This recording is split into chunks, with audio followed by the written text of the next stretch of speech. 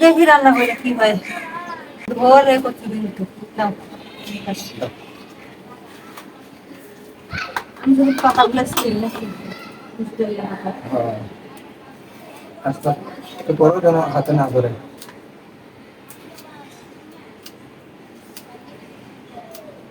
আমি একটা একটা করে করতে পারবো না, বুঝছো? দেখো সবগুলো একবারে কেমনে করে দেখো।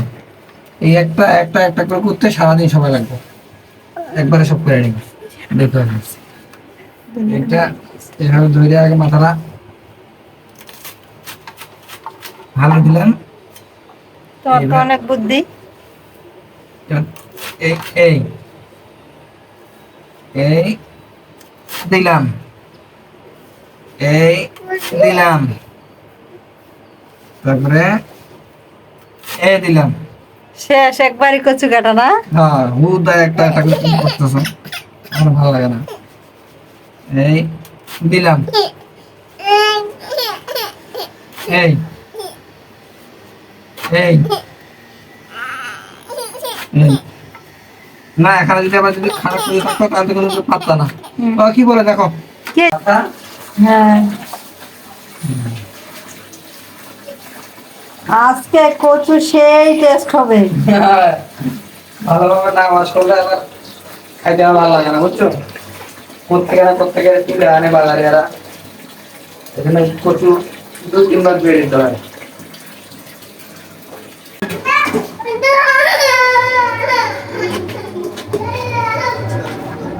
এটা ধরবে না ফির? ধরবো ধরবো, সিদ্ধ হইলে হয়ে যাবে। মশলা মশলা যা যা আছে, এই যে মরিচ, জিরা বাটা, আদা বাটা, রসুন বাটা দিয়ে একটু লবণ এখন দিয়ে দিবা অল্প একটু, পরে আবার দিবা। পেঁয়াজটা দিয়ে ঢাকনা দিয়ে দিবা না? হুম,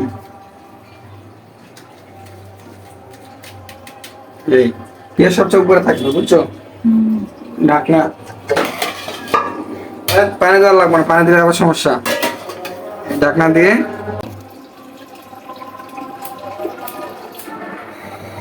এই 10 মিনিট পর আইসা দেখবা যে সব ফুটাই গেছে, তখন পানি দিয়ে নাড়বা। আমি মশিয়ে গেলাম, আইসা ভালো করে রান্না করে দেবো। বন্ধ করো।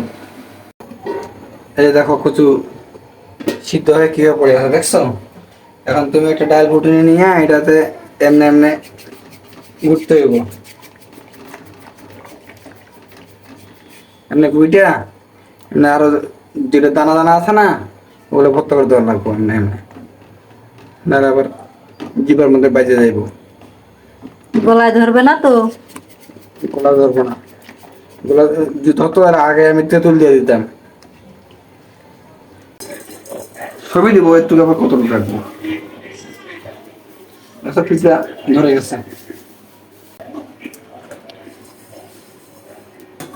কম জালে ভাজতে হবে, নাহলে আবার পুড়ে যাবে, বুঝছো? চিংড়ি মাছের শুটকি।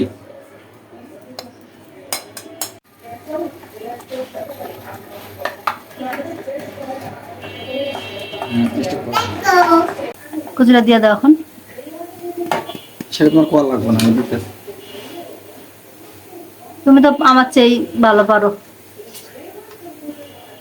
এই সব কিছু এখানে আবার ট্রান্সফার হয়ে যাবে।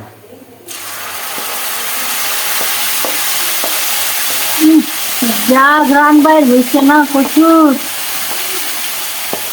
এটাতে পোলার আম করতো না, হ্যাঁ, এমন দিকে আর ছুটকিটা আবার কখন দিবা? শুটকি ওখানে দিব।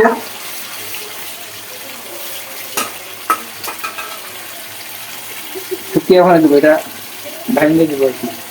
এই যে এইভাবে ভাঙিয়ে দিব।